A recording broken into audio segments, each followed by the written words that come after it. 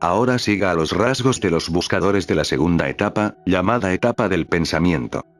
Vive al cuidado de hombres eruditos, que explican mejor lo que son escuchar, recordar, la conducta correcta, la contemplación, dharana, y la meditación. Habiendo adquirido conocimiento de las escrituras que vale la pena escuchar, discrimina eficientemente entre lo que es deber y lo que no lo es, y conoce bien la división entre una palabra y lo que simboliza. Su mente no sufre de un exceso de vanidad, orgullo, avaricia y apego, aunque externamente son evidentes hasta cierto punto. Renuncia a sus impurezas externas como una serpiente se deshace de su piel. Tal buscador adquiere el conocimiento real de todas estas cosas con la gracia de las escrituras, el gurú y los sabios. La primera etapa para el buscador es crear un entorno a su alrededor que le dé la sensación de que el océano es real y las olas son solo fenómenos superficiales. Vivir en ese sentimiento oceánico es la primera etapa. Esto se convierte en el suelo. A menos que este medio esté ahí, no hay posibilidad de crecimiento alguno hacia los reinos superiores del ser. Así que recuerda esto. Debes ser cada vez más consciente del centro, cada vez menos de la superficie, cada vez más conscientes de la profundidad y cada vez menos conscientes de la circunferencia. El enfoque debe cambiar de la periferia al núcleo más interno. Si continúas involucrado con la superficie no podrás penetrar hasta el Ser Supremo, porque el Ser Supremo, Brahman, o puedes llamarlo la verdad o Dios o como quieras, el Ser Supremo es el centro de la existencia. Y existimos en la periferia. Esto es natural en cierto modo, porque cada vez que entras en contacto con algo, entras en contacto con la periferia, lo más externo. Esto es natural. Pero no te quedes ahí, avanza, avanza más. Deja atrás la periferia y profundiza. Con todo, con una roca, con un hombre, con un árbol, con cualquier cosa, recuerda siempre que la superficie es el cuerpo más externo, y este no es el todo. Toda la ilusión consiste en pensar en la superficie como un todo. La superficie pertenece al todo, no hay nada malo en ella, pero cuando tienes esta impresión, esta identidad de que la superficie es el todo, entonces no hay posibilidad de crecimiento interior porque entonces tienes que permanecer en la superficie. La superficie se ha convertido en el todo. No permitas que la superficie se convierta en un todo. Esto no es algo que vaya contra la superficie, esto es simplemente ir con la verdad, con la realidad. La superficie estará ahí. Cuando hayas concebido el todo, la superficie estará ahí, pero en su lugar correcto. No se debe eliminar nada, solo se necesita una perspectiva más amplia. Y cuando tu perspectiva se haya vuelto total, todo estará ahí.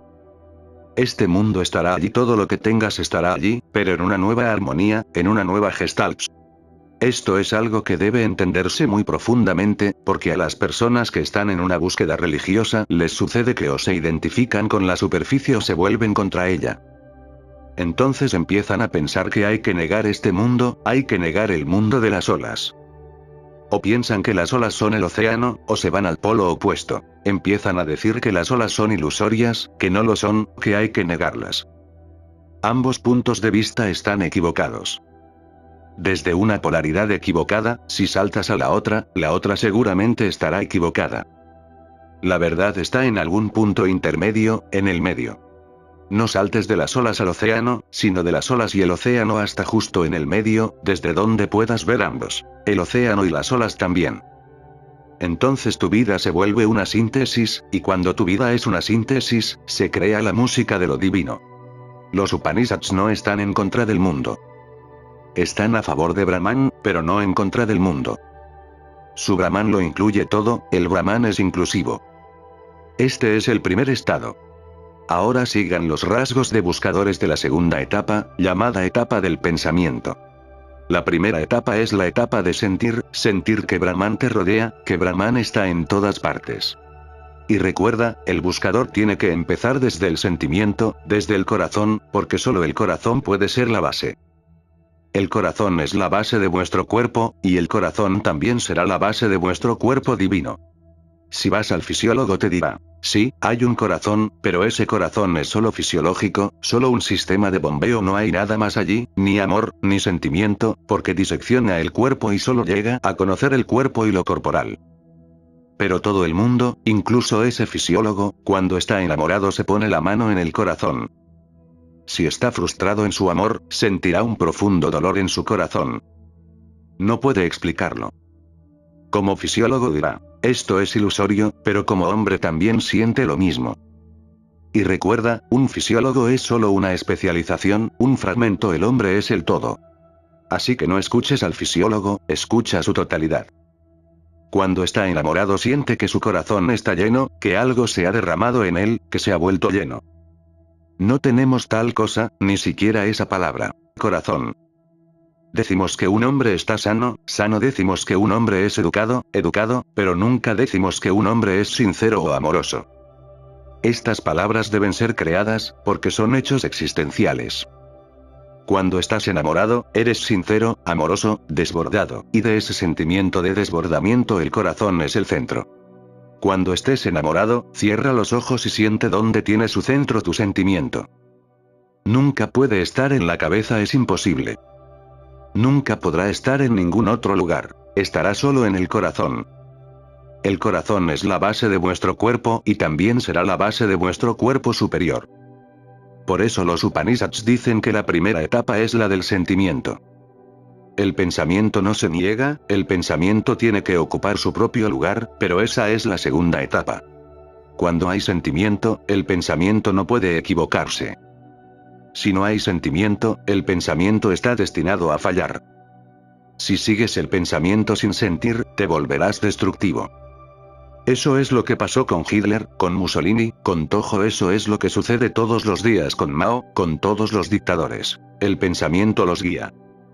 El corazón ha sido silenciado, o como cortado de su ser, solo existe el pensamiento, y entonces el pensamiento puede ser destructivo.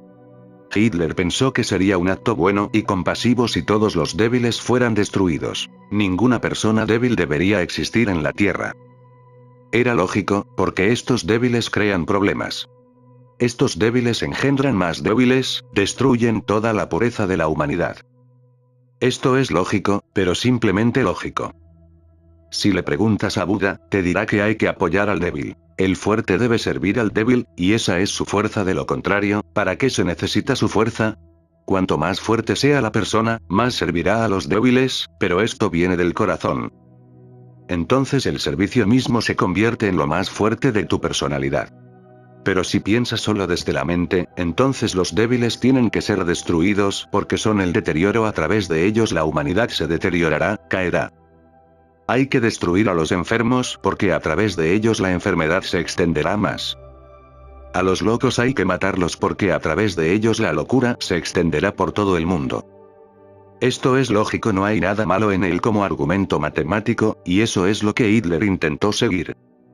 Mató a millones de seres. No puedes discutir con él, lógicamente tiene toda la razón en que los débiles deben ser destruidos. Pero entonces, ¿qué es la fuerza? Si todos los débiles son destruidos, ¿dónde estarán los fuertes?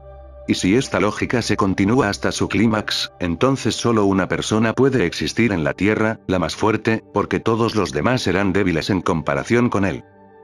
Entonces, si continúas destruyendo a los débiles, entonces solo puede existir una persona, ni siquiera dos. Esta es la conclusión de la lógica. ¿Y entonces qué va a hacer esa persona? ¿Y cuál es el sentido de su vida? ¿Para quién va a existir? La vida tiene el secreto más profundo, y es este, que cuando existes para alguien existes por primera vez. Y si vuestra existencia se convierte en un servicio para muchos, se vuelve más rica. Cuando existes solo para ti mismo, existes inútilmente, no hay significado, no hay significado. En el momento en que empiezas a existir para alguien, tu existencia se vuelve significativa, por primera vez. Ese es el significado del servicio. Pero ese servicio solo puede basarse en el corazón, no puede basarse en el pensamiento. Pero eso no significa que los Upanishads nieguen el pensamiento. No lo niegan, dicen que el pensamiento tiene mucho que hacer, pero debe seguir al sentimiento. La mente debe seguir al corazón, solo así podrá ser bueno. Entonces no puede salir mal porque el corazón siempre guiará en la dirección correcta. El corazón se convierte en la brújula, y el corazón tiene el centro del amor, y el amor no puede guiaros equivocadamente. Sucedió una vez, un hombre vino a San Agustín y le dijo, ¿qué debo hacer? Y dímelo en fin, porque soy una persona analfabeta y no puedo entender grandes cosas teológicas. Así que, en resumen, simplemente, para que pueda entenderlo y recordarlo, dime la esencia de la religión. Se dice que San Agustín dijo, ama y luego todo lo demás vendrá. Y no te preocupes por nada más. Si amas no puedes hacer nada malo. Cuanto más amas, más imposible resulta hacer el mal. El amor no puede salir mal. Pero tu amor sale mal. Eso simplemente significa que tu amor no es amor. Tu amor crea incluso el infierno, la miseria, incluso te vuelves destructivo para tu amante. Ingrese a cualquier familia y sentirá la destrucción que el amor ha traído. Esposa y esposo continuamente peleando, tratando de dominarse mutuamente, tratando de poseerse el uno al otro, realmente tratando de destruir al otro. La esposa quiere que el marido sea simplemente una cosa, no una persona. El marido quiere que la esposa sea simplemente algo que se pueda poseer, una cosa hermosa, por supuesto, pero una cosa, no una persona, porque una persona necesita libertad para ser, solo una cosa puede convertirse totalmente en esclava. Una persona nunca puede ser esclavizada, y cuanto más se la esclaviza, menos persona es. Y esto sucede a través del amor. Y Agustín dice, Buda dice, Jesús dice, ama y todo estará bien. Ama y estarás en el camino correcto. Tu amor no es amor. Cuanto más trato de comprender a las personas que están enamoradas, más veo que su amor es solo una forma de odio. Lo disfrazan, creen que es amor, pero no se puede creer su pensamiento, porque los resultados muestran algo más. Y un árbol se conoce por sus frutos, no por la declaración. El árbol puede declarar, puede que haya un gran letrero en el árbol, un letrero que diga, esto es un manzano, pero debe ser conocido por los frutos. Si las manzanas nunca llegan, el letrero no vale nada, es mentira. Si el amor le da a uno la dirección hacia la divinidad, entonces su amor no puede llamarse amor porque conduce a la miseria. Oscar Wilde ha escrito en sus memorias, este ha sido mi problema toda mi vida. No puedo vivir sin una mujer y no puedo vivir con una mujer. Si vivo con una mujer se crea un infierno, si no vivo con una mujer eso crea hambre e inanición y siento que debería tener una mujer. No puedes vivir con una mujer y no puedes vivir sin una mujer. ¿Cuál es el problema? El problema es que hay que aprender a amar. El amor es un arte creativo, uno no nace con capacidad de amar, nadie nace con capacidad de amar. El amor es un crecimiento, un logro y el mejor logro posible. Es como la música. Nadie nace tocando un instrumento, hay que aprenderlo. Y cuanto más complejo sea el instrumento, más tiempo llevará. Alguien le preguntó a Godowski, ahora que te has convertido en un gran maestro de la música, un maestro, ¿aún practicas? Él dijo, sí, si no practico ni un solo día, noto que las cosas van mal. Si no practico durante 2 días, los expertos de mi audiencia notarán que algo va mal. Y si no practico durante 3 días, todo el mundo se da cuenta de que algo va mal. 8 horas al día practicaba cuando era un maestro de fama mundial. Y el amor es la mejor música y hay que tocarla con el instrumento más complejo, el amante o el amado. ¿Crees que naces con la capacidad? Entonces destruyes el instrumento. Te enamoras de una mujer, pero no sabes que esa mujer es el instrumento más complejo del mundo. Vas a destruir, y cuando la mujer es destruida, se vuelve caótica, se vuelve caos, la ira y el odio seguramente estarán ahí. El amor hay que aprenderlo como un arte, el arte más grande, el arte de la vida. Por eso seguimos hablando del amor, pero el amor es lo más escaso en esta tierra. Sucede solo una vez, millones de personas están enamoradas y esto sucede solo una vez. Una entre 1.000.000 se vuelve capaz de amar. Hay razones. Cuando nace un niño, solo tiene amor propio.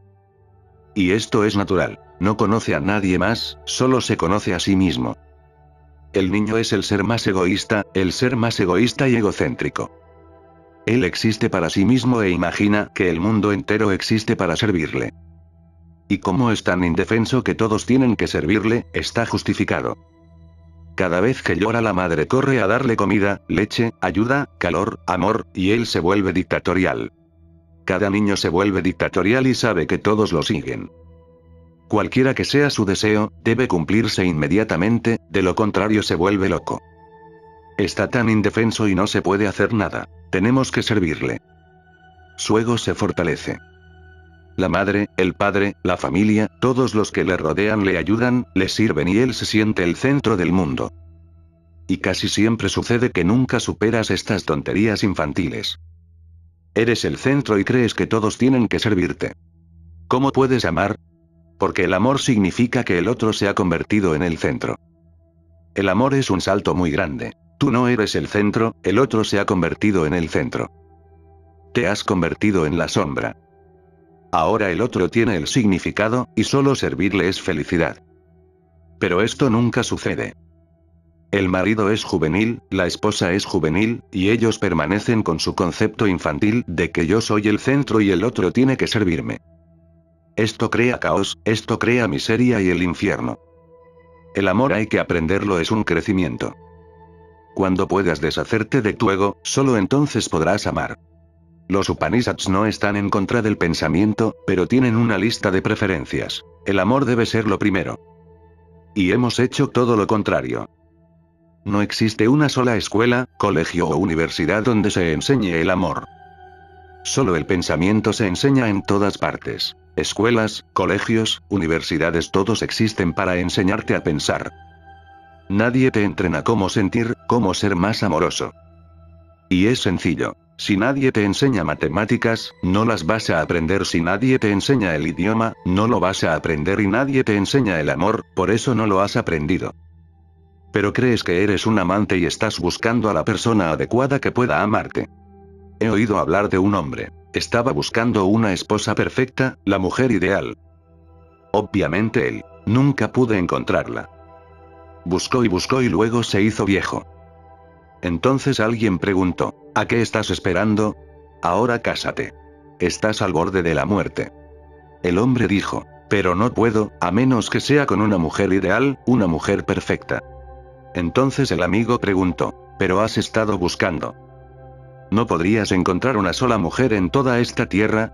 Él dijo, sí, una vez lo hice, pero esa mujer estaba buscando un marido perfecto.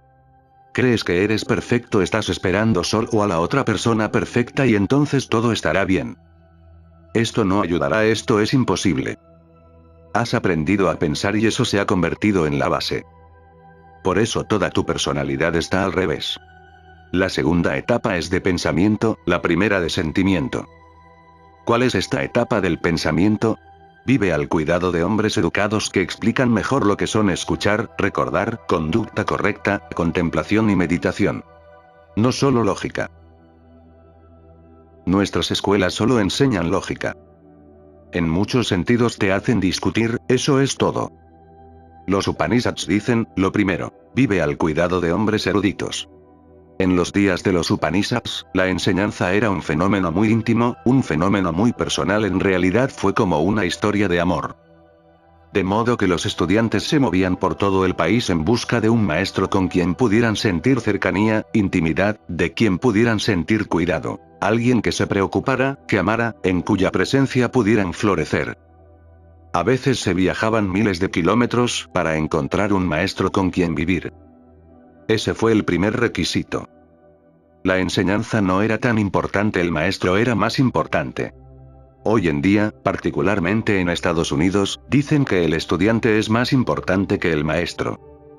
Dicen educación orientada al estudiante, y han dejado claro su punto y los estudiantes han oído hablar de ello, que ellos son el centro y el maestro es solo un servidor, que está ahí para servir. Esto es una absoluta tontería, porque un discípulo no puede ser el centro. Ha venido a aprender, y aprender significa que tiene que ser receptivo, confiado y con una fe profunda. Entonces, si hay tanto malestar estudiantil en todo el mundo, es la consecuencia natural, la consecuencia lógica, de toda la tontería que se ha difundido en este siglo de que la educación debería estar orientada a los estudiantes. Entonces el maestro se convierte en solo un servidor. En la India, en la época de los Upanishads, el maestro era el centro, y lo real no era lo que enseñaba, lo real era lo que él era. Solo su presencia fue un fenómeno profundo, ayudó a la persona a crecer. Le importaba, amaba y la enseñanza era secundaria, seguida de la enseñanza. Eso tampoco fue muy importante. Lo importante era estar cerca de una persona mayor, que fuera realmente adulta. Entonces, la forma y el método que se siguió fue realmente uno de los sistemas más complejos jamás desarrollados en el mundo. El sistema era este. Durante 25 años todos debían permanecer célibes, brahmachari, durante 25 años, durante la primera etapa de la vida. Se esperaba que cada niño y cada niña permanecieran célibes. Durante 25 años. No es que estuvieran en contra del sexo, no, en realidad eran las personas que conocían la belleza del sexo y crearon un fenómeno en el que el sexo podía vivirse al máximo, donde el sexo se transformaba en samadhi, pero conocían el camino. 25 años de celibato crearían la energía, acumularías energía suficiente para que el sexo se convirtiera en un fenómeno muy profundo y penetrante. Ahora en Occidente el sexo se ha vuelto superficial. No es más que un estornudo, algo que se expulsa del cuerpo, una especie de alivio. Y es así. Si no se reúne suficiente energía, el sexo se volverá superficial, como un estornudo. Un alivio, no un fenómeno transformador, no una alquimia. Cuando tenías tanta energía, cuando habías esperado 25 años y cada célula de ti estaba llena de energía, entonces te permitieron avanzar hacia el matrimonio y el amor. Entonces esta experiencia de amor iba a ser muy profunda, intensa. La intensidad depende de la energía.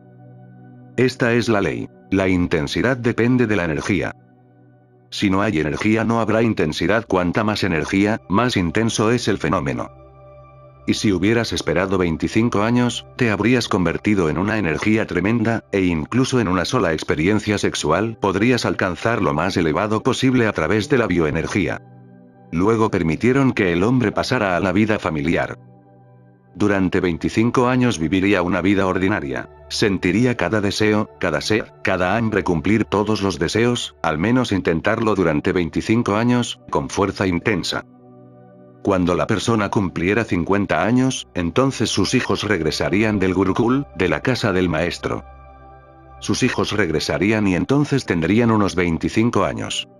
Y esta era la regla. Cuando una persona había cumplido 50 años, unos 50 años, y sus hijos habían regresado y se iban a casar, debía volver a ser célibe, porque se consideraba absurdo que un padre estuviera haciendo el amor en la casa cuando el hijo estaba haciendo el amor. Esto se consideraba absurdo, parecía infantil, porque entonces el padre no había superado eso. ¿Y cómo podría un hijo respetar a un padre cuando sentía que el padre era igual a él? Si el hijo jugaba con el sexo y el padre también jugaba con el sexo, ¿cómo podía pensar que había crecido? En el momento en que el hijo se casó, el padre estuvo listo para ir más allá del sexo. Así que esta etapa de 25 años se llamó Vanaprastha, mirar hacia el bosque. Aún no había ido al bosque, pero ahora estaba listo para partir, haciendo las maletas. Cuando el hijo cumpliera 50 años y estuviera listo para hacer las maletas para ir al bosque, el padre tendría 75 años y habría renunciado a la vida. Ahora era un hombre viejo y sabio, había vivido la vida. Y este hombre se convertiría en el maestro. A los 75 años se trasladaría al bosque, crearía una pequeña escuela a su alrededor y se convertiría en maestro. Y este era el pensamiento. Que solo un anciano puede ser maestro, porque ¿cómo puede ser maestro alguien que no ha vivido la vida? ¿Cómo puede alguien que no lo ha sabido todo, tanto lo bueno como lo malo, alguien que no ha recorrido todos los caminos que la vida te ofrece, tanto los correctos como los incorrectos, cómo puede ser un maestro? Solo aquel que ha pasado por los deseos, que ha conocido la intensidad de los deseos y también la necedad, que ha estado en el sexo y que ha ido más allá del sexo, solo un hombre así puede ser un maestro, solo un hombre así puede enseñar la vida. Era inconcebible que un joven pudiera convertirse en profesor. Era inconcebible. ¿Cómo puede convertirse en maestro? No ha pasado por la vida, aún no está sazonado. Uno debe estar con ancianos sabios, a su cuidado, justo cerca de ellos hombres que puedan explicar qué es la correcta escucha, el correcto recuerdo, la correcta conducta, la correcta contemplación y la correcta meditación. Y estas cosas no se pueden explicar simplemente leyendo y estudiando, solo una experiencia vivida puede hacerte capaz de enseñar. ¿Qué es escuchar correctamente? Shravan, escuchar correctamente, es la base. Porque cuando un discípulo llega a un maestro o un estudiante a un maestro, lo primero es que se le enseñe a escuchar. Hoy en día nadie enseña a escuchar. Vas a cualquier escuela, incluso al jardín de infancia, y empiezan a dar conferencias, pero nadie te ha enseñado nunca a escuchar. A menos que sepas escuchar, ¿cómo te pueden enseñar?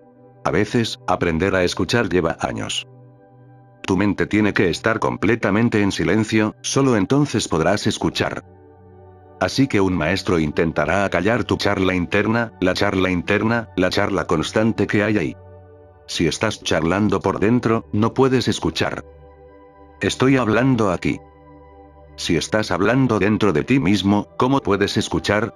Entonces tu mente es como una radio, y la flecha con la que sintonizas una estación oscila, o has captado dos estaciones simultáneamente y entonces todo es confusión.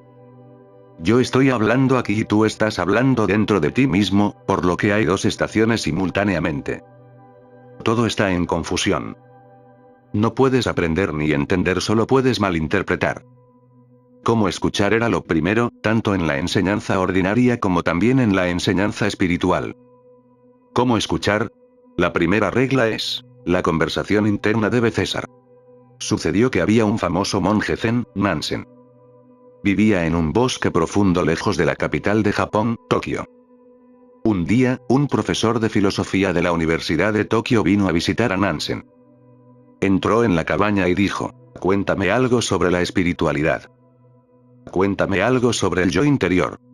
Nansen dijo: pareces cansado después de viajar tanto tiempo, tienes sudor en la cabeza, así que descansa un poco, relájate un poco y te prepararé té. Entonces el viejo Nansen preparó té y el profesor descansó. Pero el resto fue simplemente superficial, por dentro no podía descansar. ¿Cómo puede descansar un profesor? Imposible. Continúa hablando por dentro. Tenía un profesor. Yo era el único estudiante en su materia. A veces si llegaba tarde veía que él ya había empezado, ya estaba dando una conferencia. Y él me había dicho: si quieres salir, puedes ir, pero no me molestes, y yo era el único estudiante. Así que yo salía, deambulaba y luego regresaba, y él todavía estaba dando una conferencia. Yo era irrelevante.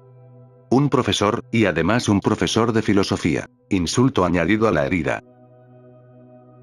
Descansó solo corporalmente, la conversación interior continuó.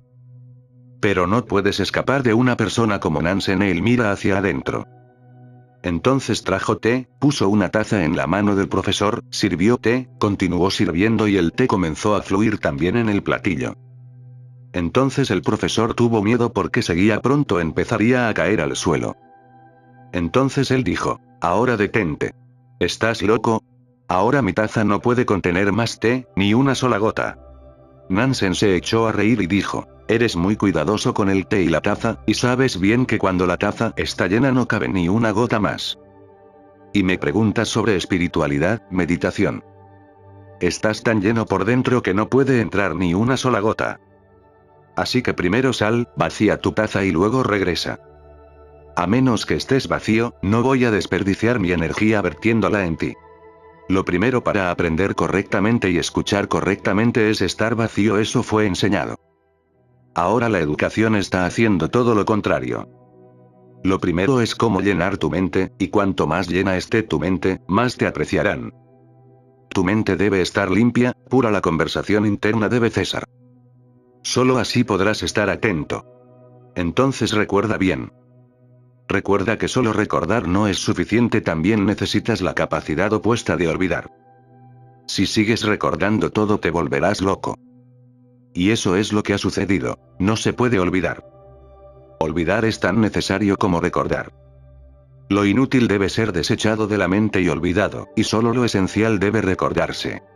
Recordar correctamente significa tirar basura continuamente, eligiendo solo lo esencial, lo verdadero, lo real y tirando todo lo que sea basura.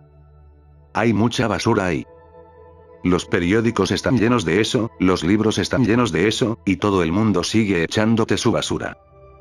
Lo primero para recordar correctamente es tirar la basura, no llenar la mente con basura. Innecesaria, no esencial. Shankara ha dicho que si no puedes hacer la distinción entre lo que es esencial y lo que no es esencial, tu mente se convertirá en una papelera, habrá cosas inútiles allí, y lo están. Recordar correctamente significa también olvidar correctamente. Esté alerta, porque a cada momento millones de hechos vienen a su mente. Tu mente está tomando mucha información de todas partes. Por eso no puedes dormir. Hay tanta excitación en la mente, tantas cosas sucediendo. No puedes recordar, porque recuerdas tanto que se pierde toda la capacidad, toda la energía. Cuando Alejandro llegó a la India, se sorprendió, no podía creer la capacidad de los brahmanes hindúes para memorizar cosas. No lo podía creer, era casi imposible. Sucedió que unos sabios en Grecia le habían dicho: cuando regreses de la India, trae los Vedas, las 4 escrituras, las escrituras indias más supremas. Tráelos contigo. Solo en el último momento, cuando regresaba, lo recordó, por lo que en una aldea del Punjab preguntó: ¿quién tiene los Vedas? Dijeron: una familia de brahmanes, pero es imposible, no te los darán. Alexander dijo: no te preocupes por eso. Los obligaré, los mataré, tendrán que ceder. La casa de los brahmanes fue rodeada por militares, y Alejandro se dirigió al cabeza de familia, el anciano, y le dijo: quiero las 4 escrituras, los 4 Vedas, y quemaré toda la casa si dices que no. Tú y tus 4 Vedas serán quemados. El anciano dijo: no es necesario. Te los daré, pero por la mañana. Y deja que tus militares estén allí, no sospeches. Se los daré por la mañana. Alexander dijo: ¿por qué no ahora? Dijo: antes de dárselos tendré que pasar por un ritual de partida. Mi familia los tuvo durante miles de años, se han convertido en parte de nuestro corazón, por eso toda la noche rezaremos, haremos un ritual particular y por la mañana los presentaremos. Alejandro le creyó al anciano. Los militares estaban allí y no había posibilidad de que pudiera escapar. Pero por la mañana, cuando llegó, había un fuego ardiendo y el anciano estaba sentado allí, leyendo la última página de los 4 libros. Alejandro esperó. El anciano leyó la última página y la arrojó al fuego. Alejandro dijo: ¿qué estás haciendo? Él dijo: los 4 Vedas han ido al fuego, pero estos son mis 4 hijos. Han escuchado toda la noche y lo recuerdan. Tómalos tú. Solo una escucha. Alejandro no podía creerlo. Llamó a otros brahmanes para comprobarlo. ¿Cómo podían recordar libros tan grandes? Y solo los habían oído una vez. Repitieron palabra por palabra desde la primera palabra hasta la última. Alejandro dijo a sus sabios: no sabemos nada acerca de lo que es recordar correctamente. Estos hindúes han hecho milagros. ¿Cómo pueden recordarlo? El secreto es que si eres capaz de olvidar tonterías, tienes tanta energía para recordar que cualquier cosa puede recordarse, la energía es la misma. Por ejemplo, si tienes un 100% de energía, el 99% está involucrado en tonterías. En los viejos tiempos, un brahman tenía el 100% de la energía disponible, entonces pudo recordar los Vedas. Todo lo que recuerdas es siempre más que los 4 Vedas, así que la capacidad está ahí, pero la has dedicado a tonterías. Se enseñó a recordar correctamente. Cómo olvidar lo inútil, cómo elegir lo esencial y recordar solo lo esencial. Conducta correcta. Cómo comportarse correctamente, una disciplina de comportamiento correcta, porque todo te ayuda a crecer. Cuando te comportas mal no estás haciendo algo mal o a los demás, sino que te estás haciendo mal a ti mismo. Cuando te comportas mal, tu energía se mueve en direcciones equivocadas. Exteriormente, la conducta correcta puede parecer algo impuesto, no lo es. Por ejemplo, Gurdjieff solía decir, en su instituto de París lo había escrito en las paredes con letras grandes, un lema: es buena la persona que respeta a su padre y a su madre. Especialmente en Occidente esto parece absurdo. Y esta es precisamente la definición de un buen hombre. ¿Es bueno el que respeta a su padre y a su madre? ¿Qué estaba diciendo? Recuerda que la vida es tal que seguramente odiarás a tu padre y a tu madre. Cada niño, cada niña, tiene que odiar. Así sucede naturalmente, porque el padre tiene que decir no a muchas cosas, el padre tiene que disciplinaros, el padre incluso a veces tiene que enfadarse con vosotros. Él no puede permitirte libertad absoluta, porque eso sería destructivo para ti. Tiene que imponer la disciplina y el ego del niño resulta herido, empieza a odiar. Todo hombre odia a su padre a menos que se le enseñe la conducta correcta desde el principio. Toda niña odia a su madre a menos que se le enseñe una conducta correcta desde el principio. Y si no puedes respetar a tu padre, no puedes respetar a nadie, entonces se pierde toda posibilidad de respeto. El padre es el primer punto desde donde crece el respeto. Si puedes respetar a tu padre, respetarás a mucha gente. Si odias a tu padre, entonces todas las figuras paternas serán odiadas. Si odias a tu padre, odiarás a tu maestro, porque él también es una figura paterna. Si odias a tu padre, odiarás a cualquiera que sea poderoso. No se puede amar a Dios, porque Él es la figura paterna de todo el cosmos. En Occidente, primero desapareció el respeto por el Padre y luego Dios murió. No es casualidad que todas las religiones digan, Dios, mi Padre, el Padre de todos. No es accidental, es significativo, pero tiene que crecer de tu propio Padre. Si respetas a tu padre, entonces todas las figuras paternas serán respetadas y, en última instancia, podrás respetar lo divino. Si odias a tu madre, entonces el odio se convertirá en la base misma de tu vida, porque el primer amor debe aprenderse a través de la madre. No puedes amar a una esposa si has odiado a tu madre, porque la esposa es mujer, y el que odia a su madre, odia a las mujeres. Y la madre te seguirá como una sombra peligrosa. Cada vez que mires a una mujer, la madre estará presente allí. Realmente toda mujer es madre, esencialmente madre. No puedes amar a una mujer si odias a tu madre. Realmente no se puede amar en absoluto. Gurdjieff tenía razón, esta es la definición de un buen hombre, que respete a su padre y a su madre. Esto es imposible. Recuerde, esto no es fácil. Es una de las cosas más imposibles, respetar al padre y a la madre, respetar a los padres, es una de las cosas imposibles en este mundo. No se trata de falso respeto, simplemente no se trata de hipocresía, sino de respeto real. Eso fue enseñado, eso se llamaba conducta correcta. Se enseñó respeto y amor, se enseñaron muchas otras cosas. Conducta correcta significa ser siempre feliz, dichoso en tu comportamiento, ser refinado, gentil, no lastimar a nadie de ninguna manera, porque esto se convierte en el patrón.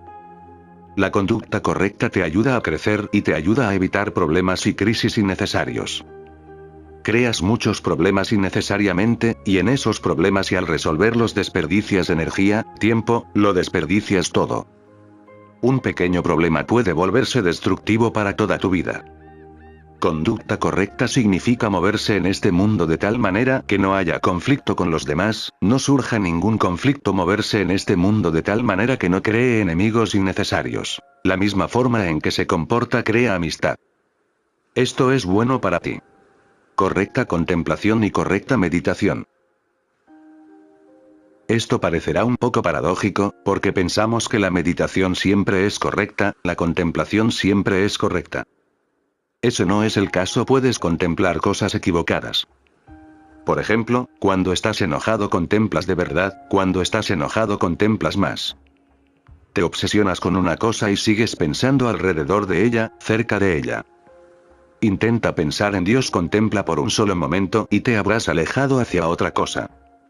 Pero piensa en el sexo y la contemplación es fácil, puedes contemplar. Hay gente que sigue haciendo eso. Si les das un cuadro o una estatua de Dios, dirán, ¿qué hará esto?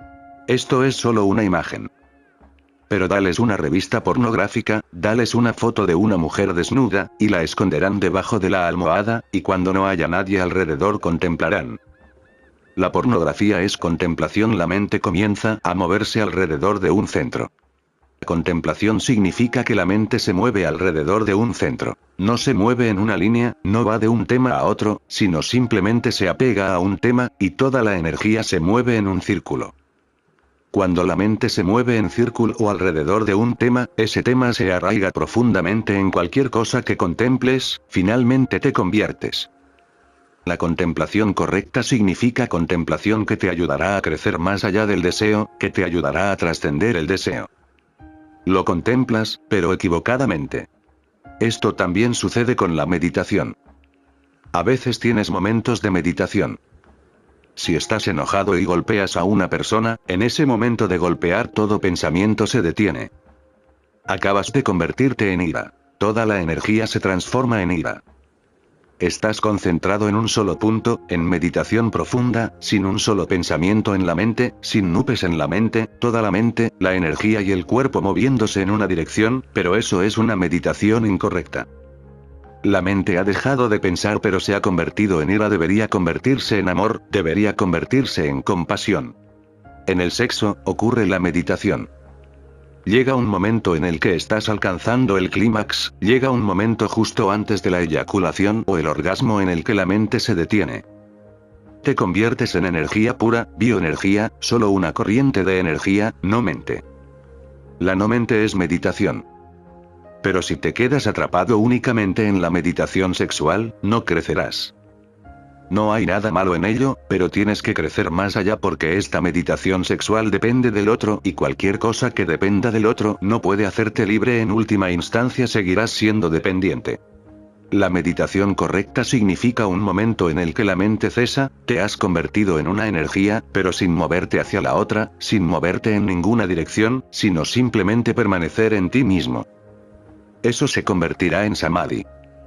La meditación encaminada hacia el otro se convierte en un acto sexual. La meditación sin moverse, permaneciendo en el interior, se convierte en samadhi. Estas cosas son para la segunda etapa. Habiendo adquirido el conocimiento de las escrituras que vale la pena escuchar, discrimina eficientemente entre lo que es deber y lo que no lo es.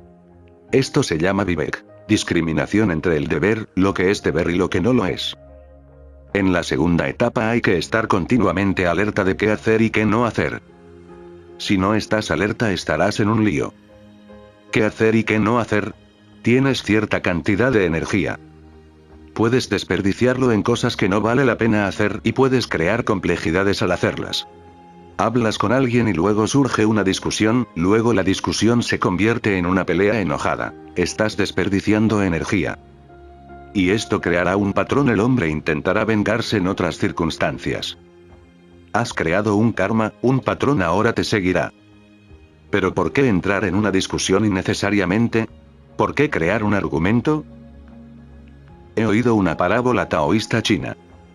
3 taoístas, seguidores de Lao Tse, se adentraron en un bosque para meditar. Decidieron que no iban a charlar ni discutir nada. Pasó un año en silencio. De repente, un día, un jinete pasó delante de su cueva, y uno de los monjes dijo: ¡Qué hermoso caballo blanco! Esta fue la única declaración en un año. Pasó de nuevo un año y entonces el segundo monje dijo: esto no es bueno. Has iniciado una discusión. El caballo no era blanco sino negro. Luego pasó de nuevo un año y el tercer monje dijo: si va a haber disputas, me voy. Había pasado un año, pero no había desaparecido de la mente del segundo monje. Continuamente pensaba que el caballo era negro, no blanco. Entonces no pudo retenerlo más y dijo: ya basta. El caballo era negro. Pero no quiero ninguna disputa al respecto. Entonces el tercer monje debió seguir pensando por dentro que habían perturbado el silencio y estaban creando una disputa. Luego llegó a ser tan grave que ya no podía controlarlo, así que después de un año dijo: basta. Me voy. Esto es demasiado. Estás creando una discusión. No hemos venido aquí para decidir si el caballo era blanco o negro. Así es como funciona la mente. Un pequeño desencadenante y sigue puede durar toda la eternidad si no te das cuenta. Discrimine lo que debe hacerse y entonces sentirá que hay un número muy pequeño de deberes. Puedes hacerlos muy bien. Discrimina lo que no se debe hacer y el 90% de tus actos caerán. Son innecesarios, podrías haberlos evitado. ¿Por qué enredarse? Permanezcan cada vez más distantes y hagan solo lo que sea absolutamente necesario. Y recuerda, hazlo solo cuando vaya a ayudar a alguien, de lo contrario, no lo hagas. Y discrimina también entre lo que es el símbolo, pada, y lo que es lo simbolizado, padarts. Esto es algo que debe entenderse muy profundamente. Krishnamurti continúa diciendo que la palabra Dios no es Dios. Este es el significado de esta afirmación. ¿Qué es un símbolo y qué se simboliza? La palabra Dios no es Dios, puedes confundir la palabra misma con Dios, al igual que la palabra agua no es agua. Cuando tengas sed, puedo escribir con letras grandes en un papel agua y dártela. No puedes beberlo. incluso si lo hago de manera muy científica y escribo H2O, es inútil. Lo tirarás a la basura y dirás, guarda tu ciencia para ti. Necesito agua, no H2O. La palabra agua y agua son dos cosas diferentes, y quien busca la verdad debe recordarla constantemente, porque existe la posibilidad de que te obsesiones con las palabras y los símbolos y pierdas el contacto con la realidad. Su mente no padece de un exceso de encepción, orgullo, avaricia y apego, aunque externamente son aparentes en alguna medida. La segunda etapa no es el final. Es probable que haya algo de avaricia, algo de orgullo, algo de apego, algo de ira, pero uno tiene que ser consciente y empezar a abandonarlos desde dentro. En el exterior puede que no sea posible dejarlos inmediatamente, porque a veces también son necesarios. En la vida ordinaria, si no puedes enojarte, perderás muchas cosas. A veces una simple muestra de enojo será útil, pero déjala desde adentro. También hay que dejarlo caer desde fuera, pero más tarde, cuando ya no te molestes, cuando ya nada haga ninguna diferencia, cuando incluso si pierdes algo ya no hará ninguna diferencia. Pero permaneciendo en el mundo, intentando crecer, sed conscientes y alertas. No sufras por estas cosas. Estos son sufrimientos. Si tenéis un orgullo, un engreimiento, unos celos muy arraigados, sufriréis. Nadie más va a sufrir por ello. Lo continúas en la mente, sufres por ello. Alguien se ríe y crees que se ríe de ti, entonces sufres. Eres engreído y siempre estás buscando algo que te haga daño. Eres como una herida, esperando que alguien te toque y entonces te lastimarán. Siempre que te sientas herido, recuerda que tienes una herida. No le eches la responsabilidad al otro. Solo recuerda que tienes una herida y que ese hombre, sin saberlo, ha tocado tu herida.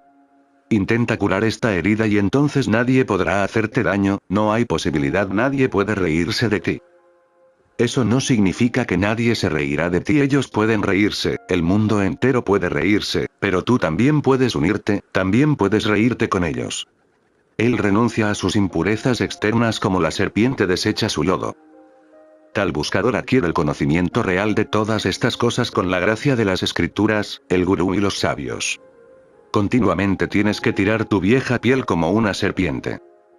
A cada momento se vuelve viejo, y a cada momento tienes que salir de ello, solo entonces podrás permanecer vivo.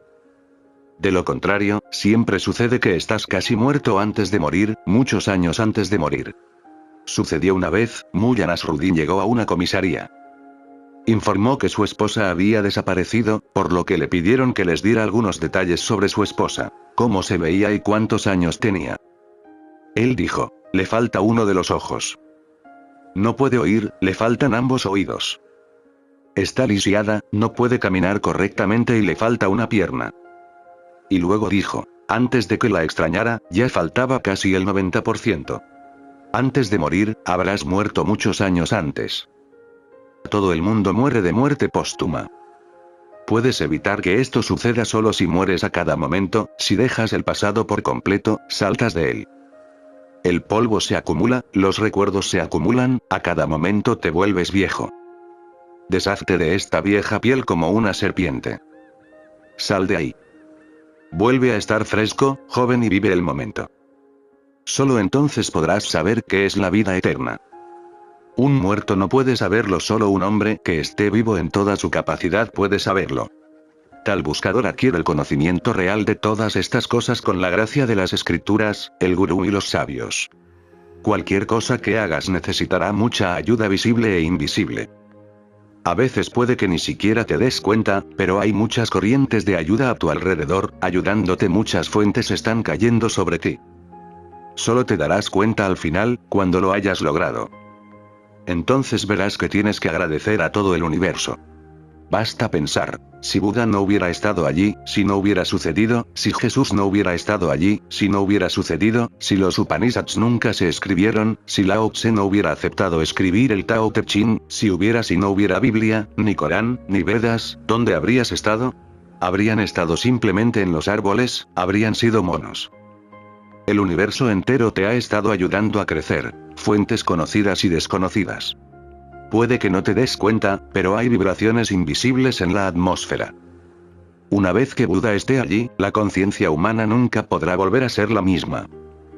Puede que lo olvidemos por completo, puede que ni siquiera sepamos su nombre, porque muchos Budas han estado allí y no sabemos sus nombres, nunca fueron registrados, pero están ahí, como fuentes invisibles ayudándote.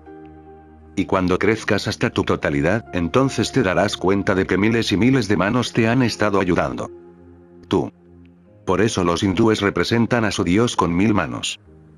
Y usted es un problema tal que no se puede solucionar con 2 manos, ni siquiera miles de personas son de mucha ayuda. Con la gracia de las escrituras, con la gracia del maestro, el gurú, con la gracia de todos los sabios, lo lograrás. En la segunda etapa, esto tiene que convertirse en una semilla profunda dentro de ti, la gratitud hacia todos y hacia todo. Incluso aquellos que te han hecho daño también te han ayudado. La gratitud en la segunda etapa te ayudará mucho. Y si te das cuenta y estás completamente alerta sobre esta gratitud, entonces habrá más ayuda disponible. Cuanto más sientes la gracia y te sientes agradecido, más gracia estará disponible para ti. Suficiente por hoy.